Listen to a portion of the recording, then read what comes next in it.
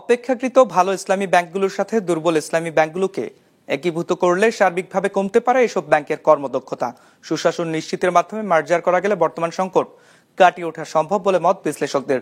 তবে যে সিদ্ধান্তই নেওয়া হোক না কেন তাতে গ্রাহকদের স্বার্থই যেন প্রাধান্য পায় সেই বিষয়টি নিশ্চিতের পরামর্শ তাদের। 250-টিরও বেশি ডিজাইন অপশন নিয়ে ওয়ালটন স্মার্ট ফ্রিজ, বোঝে আপনার প্রয়োজন।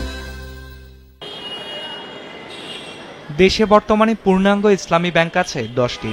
এইসব ব্যাংকে গ্রাহকদের জমা রাখা মোট আমানতের পরিমাণ 3,85,000 কোটি টাকা। তবে বিগত সরকারের আমলে এস আলমের নিয়ন্ত্রণাধীন ব্যাংকগুলোতে হয়েছে সীমাহীন দুর্নীতি ও লুটপাট, যার ফলে আওয়ামী লীগ সরকার পতনের পরপর তীব্র তারল্য সংকট দেখা দেয় গ্লোবাল ইসলামী ব্যাংক, ফার্স্ট সিকিউরিটি ইসলামী ব্যাংক সহ বেশ কিছু ব্যাংকে, যার ফলে 3 দফায় দুর্বল ব্যাংকগুলোকে 29,410 কোটি টাকার তারল্য সহায়তা দেয় বাংলাদেশ ব্যাংক। পরিবর্তন করা হয় পরিচালনা পর্ষদ, কিন্তু তারপরও তেমন একটা উন্নতির দেখা মেলেনি এসব ব্যাংকে। এমন বাস্তবতায় পূর্ণাঙ্গ 10টি ইসলামী ধারার ব্যাংক মিলিয়ে বড় 2টি ইসলামী ব্যাংক করার চিন্তা করছে কেন্দ্রীয় ব্যাংক, যার আভাস পাওয়া গেছে সংস্থাটির গভর্নরের বক্তব্যে, যেটি কার্যকর করতে উপদেষ্টা পরিষদ ইতোমধ্যে ব্যাংক রেজুলেশন অর্ডিন্যান্স 2025 অনুমোদন দিয়েছে। রাষ্ট্রপতির সম্মতি পেলে যা অধ্যাদেশ আকারে জারি করা হবে, আর এটি জারি হলেই ব্যাংকগুলোর ভবিষ্যৎ নিয়ে দ্রুত সিদ্ধান্ত নেবে বাংলাদেশ ব্যাংক। তবে সংকট কাটাতে একীভূতকরণের সিদ্ধান্ত কতটা সহায়ক ভূমিকা রাখতে পারে?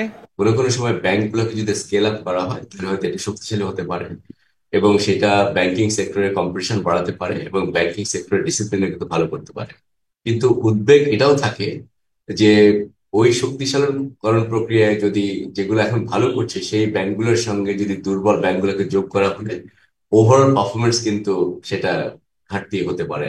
মার্জার কখনোই আপনার অনিচ্ছাকৃত দুইটা ব্যাংকের মধ্যে করাটা ঠিক হবে না। দুইটা ইচ্ছাকৃত ব্যাংক, একটা সবল হতে পারে, একটা দুর্বল হতে পারে, কিন্তু দুইটাই দুর্বল ব্যাংকের মধ্যে মার্জার করাটা এটা আসলে আলটিমেটলি কোনো ভালো ফল নিয়ে আসবে বলে মনে হয় না। বিশ্লেষকদের মতে শুধুমাত্র একীভূতকরণের মাধ্যমেই সব সমস্যার সমাধান আসবে না। এসব ব্যাংকের সংকট কাটাতে প্রয়োজন আরো বেশি জবাবদিহিতা ও সুশাসন নিশ্চিত করা। যে ব্যাংকগুলা কোথায় লোন দিচ্ছে এবং সেই লোন তারা ফিরিয়ে আনতে পারবে কিনা সেটা যদি আমরা নিশ্চিত করতে না পারি তাহলে কিন্তু ব্যাংকিং সেক্টরে রুগ্ন অবস্থা চলতে থাকবে। কোথায় কাজ করতে হবে এবং কি সংস্কার করতে হবে এগুলা মোটামুটি এখন আমাদেরকে ভালোভাবে আমরা জানতে পেরেছি। এগুলো যদি আমরা সঠিকভাবে বাস্তবায়ন করতে পারি তাহলে হয়তো আমরা দেখবো যে মিডিয়াম টু লং টার্মে আমাদের ব্যাংকগুলো হয়তো ঘুরে দাঁড়ানো শুরু করবে।